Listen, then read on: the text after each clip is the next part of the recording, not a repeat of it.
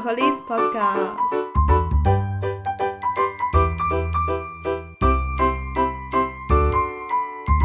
Hello all, this is Holly Haslam, ready to give you some juicy information on sound and audio. Interesting stuff, I know, right? But trust me, in my amazing skills, you'll know everything that is needed to know and enjoy what you've learned.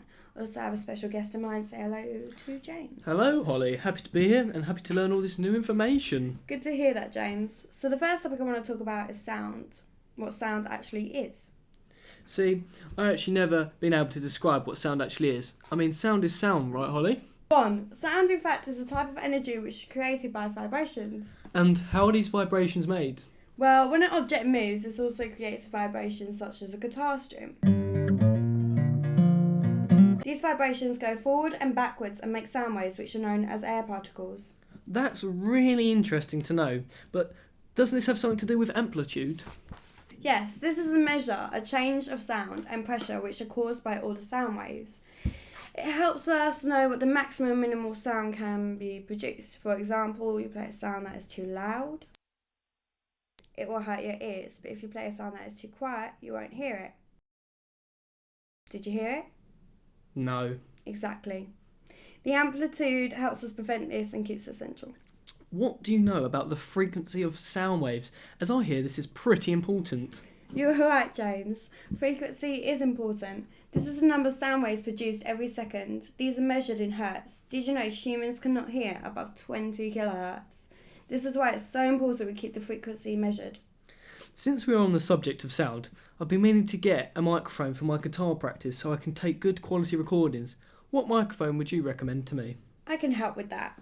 I mainly recommend a cardioid microphone or a hypercardioid microphone.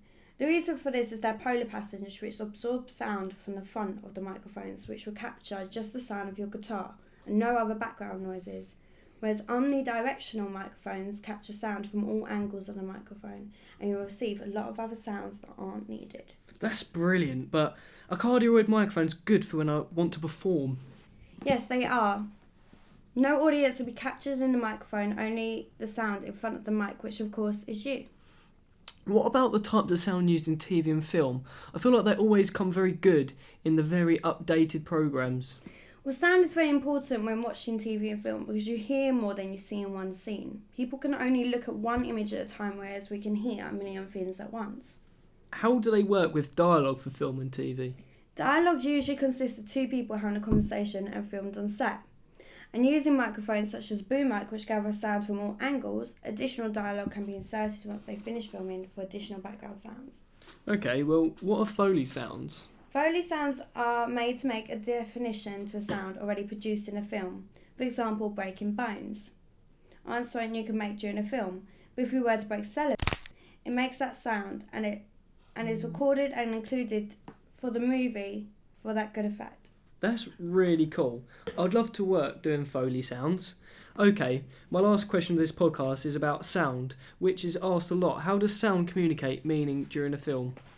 Sound communicates meaning not only through film, but music, TV and radio. For example, when we listen to this beginning of an advert,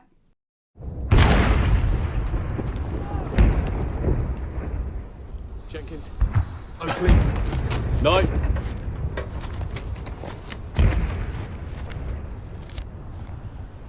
I feel quite tense, don't you? Yeah, I do. Without even seeing what's happening, I can see a lot of tensions and fear as you can hear those people are in the middle of war. And that's how it communicates meaning. It gives that emotion to you. Sound can also create its own image of a character. Example, if you hear a high-pitched sound like this, what kind of character would you feel will represent that? I get the image of a very small, petite and innocent character. And what about a low pitch like this?